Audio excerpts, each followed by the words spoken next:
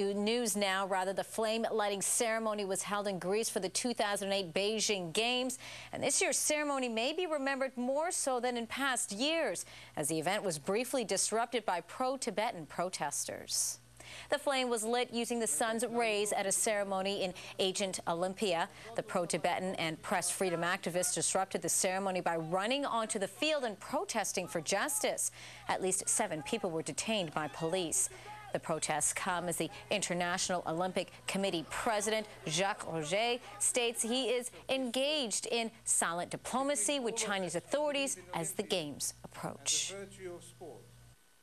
Violence is not compatible with Olympic values.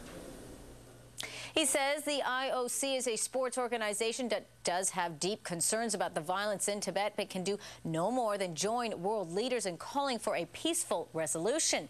He also says he will meet with Chinese Premier Wen Jiabo next month. The Tibetan government in exile is claiming the official death toll of protesters killed in Tibet 2 weeks ago has risen to 130, but China so far has only reported 19 deaths. However, independent confirmation of either figure has been impossible to obtain. In the meantime, Tibetans in India are stepping up their anti-China campaign, even as India and U.S. officials called for Beijing to talk to the Dalai Lama to resolve the issue. In New Delhi today, pro-Tibet groups and their supporters observed Black Monday as they shaved their heads as a sign of mourning and performed plays on the streets to protest against the recent violence in Tibet. Meanwhile, in Dharamshala, Tibetan officials announced yet another campaign. They're planning a rival Tibetan Olympics this summer to highlight the plight of the Tibetan cause and send a message to the rest of the world. We Tibetans can take part in the Olympic Games. Actually, we don't have freedoms. If we got the freedoms, we can take part in the Olympic Games.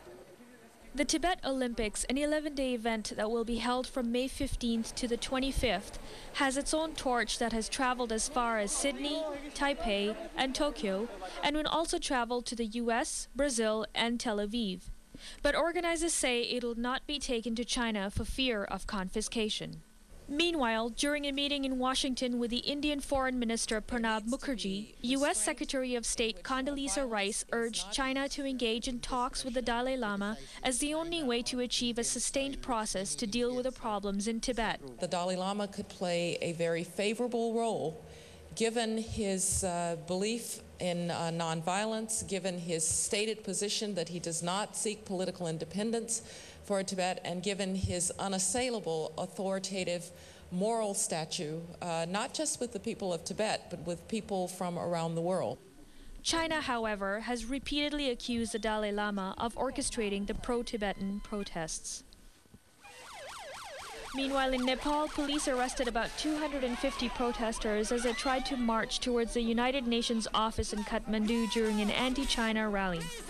Witnesses said police holding plastic shields dragged the protesters into iron-meshed vans and trucks and drove them to detention centers. There have been almost daily protests in Nepal since the Lhasa riots broke out 2 weeks ago. Last week, the UN urged the government to uphold the rights to peaceful assembly and freedom of expression. There are more than 20,000 exiled Tibetans living in Nepal since they fled Chinese rule after a failed uprising in 1959. They're not allowed to organize political activities. And we'd like to know your